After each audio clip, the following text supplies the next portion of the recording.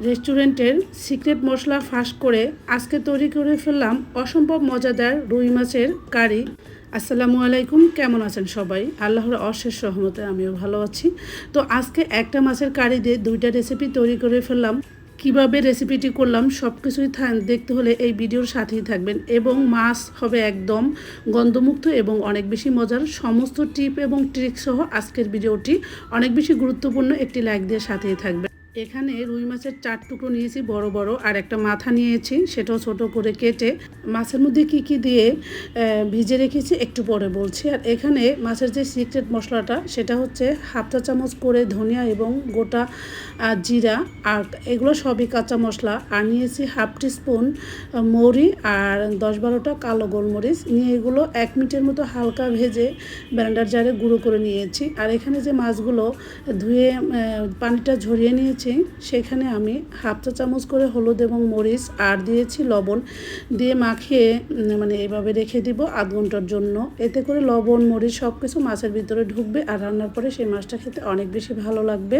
তো আমি এখানে কাশ্মীরি চিলিটা দিয়েছি, এতে করে মাছের কালারটা খুব সুন্দর আসবে। আর রেস্টুরেন্টে দেখবেন মাছ ভুনা করলে একদম টকটকা লাল থাকে, আর ঝোলটা থাকে খুবই ঘন, খেতে অনেক বেশি ভালো লাগে।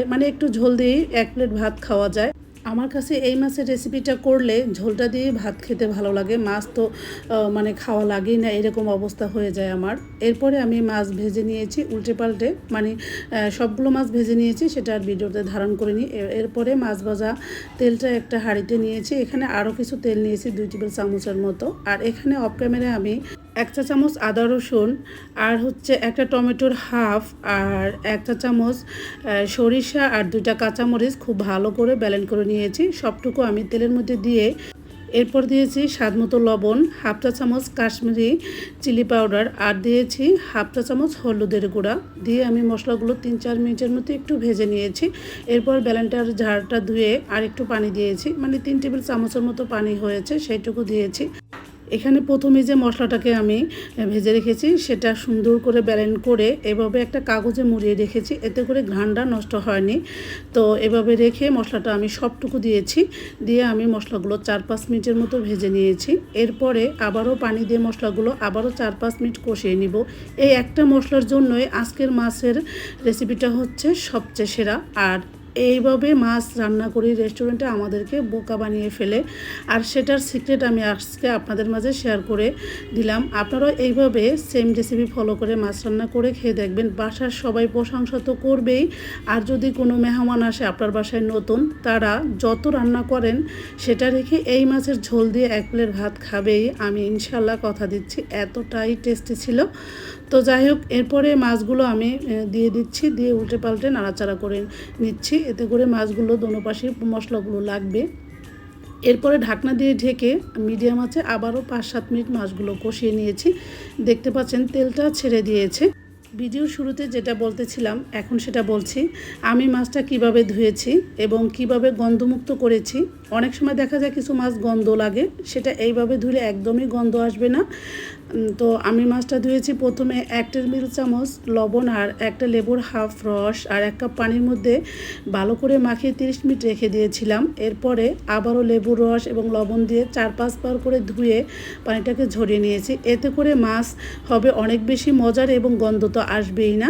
তো যাই হোক, এরপরে মাছগুলো আমি খুব ভালোভাবে কষিয়ে নিয়েছি, নিয়ে আমি এখানে 1.5 কাপের মতো পানি দিয়েছি। যেহেতু আমি মাছের ঝোল রান্না করব, তাই পানির পরিমাণটা বেশি করে দিয়েছি।